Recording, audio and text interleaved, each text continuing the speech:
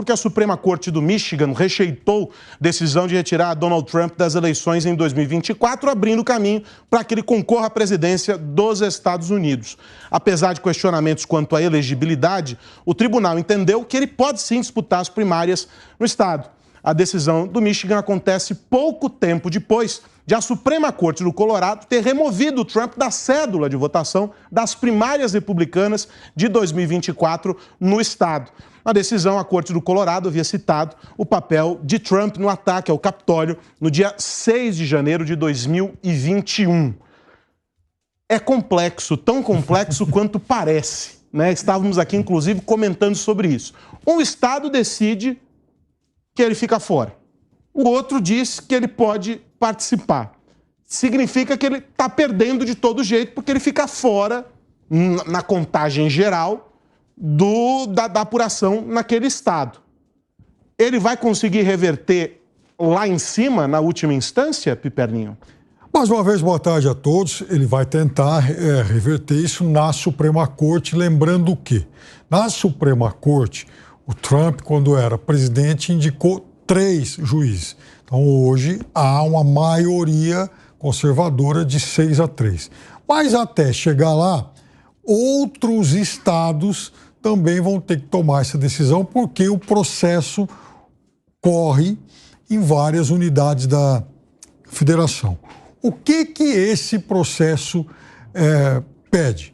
Esses processos, eles argumentam que, pelo fato do Trump ter apoiado uma insurreição, isso o tornaria inelegível, já que isso apoio a uma insurreição é algo proibido em muitos estados americanos, e foi assim, por exemplo, que a Suprema Corte do Colorado decidiu.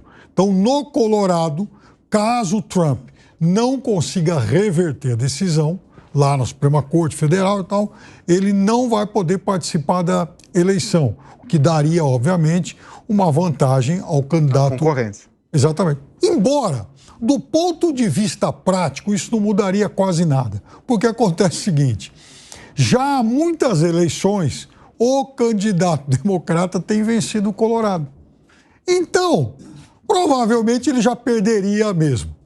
Só a única diferença é que, caso ele não consiga reverter... Essa é uma projeção que conta com o ovo já lá na porta. Não. Assim, do ponto de vista prático, claro, é óbvio que eles com base estatística, não, por exemplo, no caso de Michigan, não.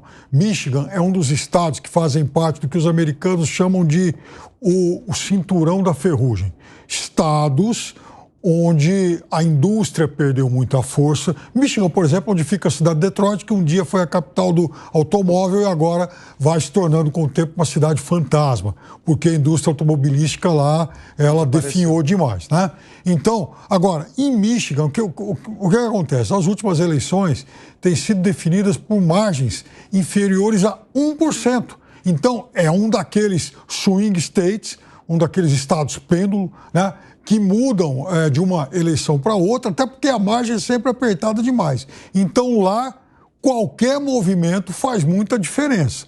No caso do Colorado, tendência que não faça tanto assim. Mas o fato é que ele ainda tem que enfrentar outras batalhas estaduais e, certamente, quando perder, vai recorrer à Suprema Corte Federal. Agora, a possibilidade é que esse cenário em que, estado por estado, essa discussão surja, é grande. Ele vai enfrentar esse desafio, com base no argumento da incitação à invasão e etc. É um argumento, pelo menos um estado definiu que é sólido o suficiente, o outro não. Então, nós estamos empatados. Qual que é a tua leitura? Ele poderia ficar de fora com base nessa alegação específica? Vamos lembrar que não é esse o único caso, né? O único escândalo que o Trump está envolvido aí ao longo desse período recente, né, Vilela?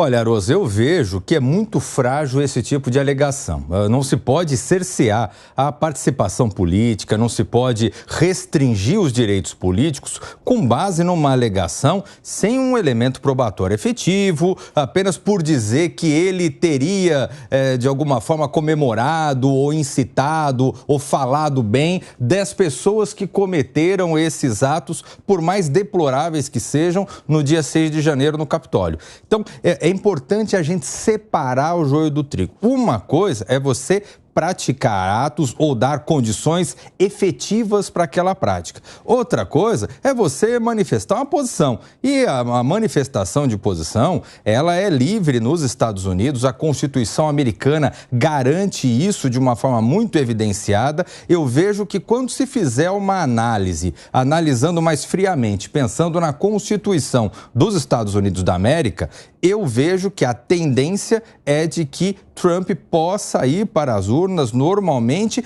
e ele está se aproveitando, viu, Aros e Piperno, uma coisa que me chama a atenção. Esse tipo de medida acaba alimentando muito a torcida, o engajamento dos trumpistas nos Estados Unidos. Porque você vê que a cada estado fica essa questão, vai para a urna, não vai, olha, estão tirando, não estão tirando. Você vê que isso faz com que acabe não permitindo que surjam outros nomes capazes de suplantar a indicação de Trump como o candidato republicano nos Estados Unidos. Mas o Trump é bom em chamar a atenção, né? Historicamente, ele é um cara que sabe lidar com a mídia, não é, Piperno? Claro, ele se comunica muito bem. Eu nem sabia que esse tema entraria na nossa pauta hoje. E hoje, algumas 2 horas atrás, eu mandei, inclusive, para o nosso site, o texto da minha coluna, e que trata exatamente de eleição americana. Porque há um componente novo, além de Trump, Biden e tal, que é a candidatura de Robert Fitzgerald Kennedy, Sim. o filho de Bob Kennedy, um dos 11 filhos. Um sobrenome pesado. Sobrenome pesado, mas veja, que faz um movimento que causa, inclusive, alguma preocupação entre os republicanos. Ele, como toda a família, historicamente era um quadro democrata. E ele deixou o partido para se lançar como candidato independente. Já tem pesquisa em que ele bate perto de 20%. Mas é óbvio que não vai ganhar, isso é uma utopia e tal.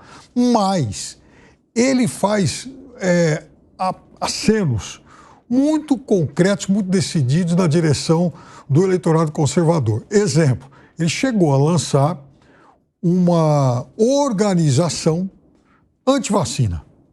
Então, bateu demais na vacina, chegando, inclusive, ao paroxismo de dizer que a vacina ela foi manipulada para poupar, inclusive, olha só, chineses e judeus.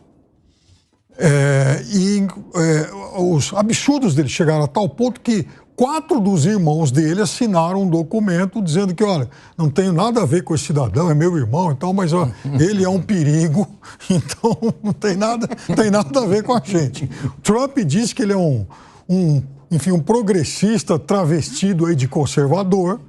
O comitê eleitoral do Partido Republicano também bate muito nele. E os democratas estão de bico fechado. Os democratas querem ver mais que o circo pega fogo, lógico, né? Então deixa eu já aproveitar que o Piperno fez esse jabá da coluna dele para convidar você a assinar o site da Jovem Pan, jovempan.com.br.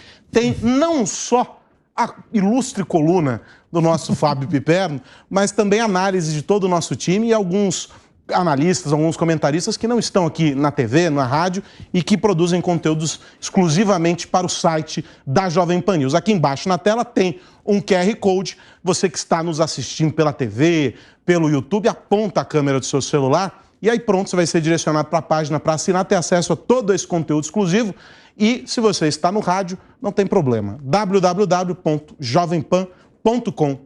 É só entrar lá, assinar, tem muito conteúdo exclusivo para você. Vamos voltar aqui a esta discussão, porque enquanto tudo isso acontece, o Departamento de Polícia de Denver, também lá nos Estados Unidos, está investigando possíveis ameaças, vejam só, contra juízes da Suprema Corte do Colorado que tornaram o presidente Trump inelegível em 2024. Foi divulgada uma nota que diz o seguinte: a investigação conta com a participação do FBI e patrulhamento das residências dos juízes. Eles também citaram considerações de segurança e privacidade dos magistrados, mas não houve mais detalhes a respeito. Eu pergunto a vocês, que história estranha, você não acha, Piperno? Bom, depois do que a gente viu no 6 de janeiro, você acha que tem algo de mais estranho?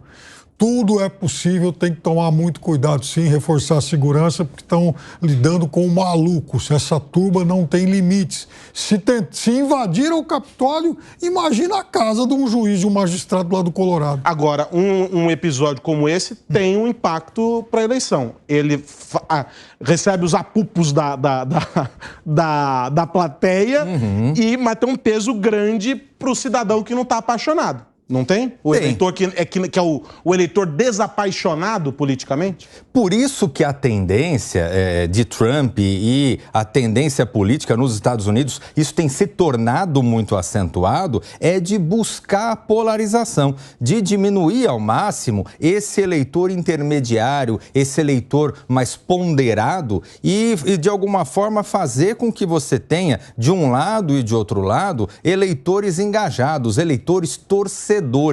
Isso faz com que, por mais que tenhamos aí sempre uma ponta solta, seja com um lado, seja com o outro lado, mas esses eleitores mais engajados não dão bola para isso, dão de ombros e tratam o seu candidato, tratam o seu lado como uma verdadeira torcida, como uma verdadeira paixão.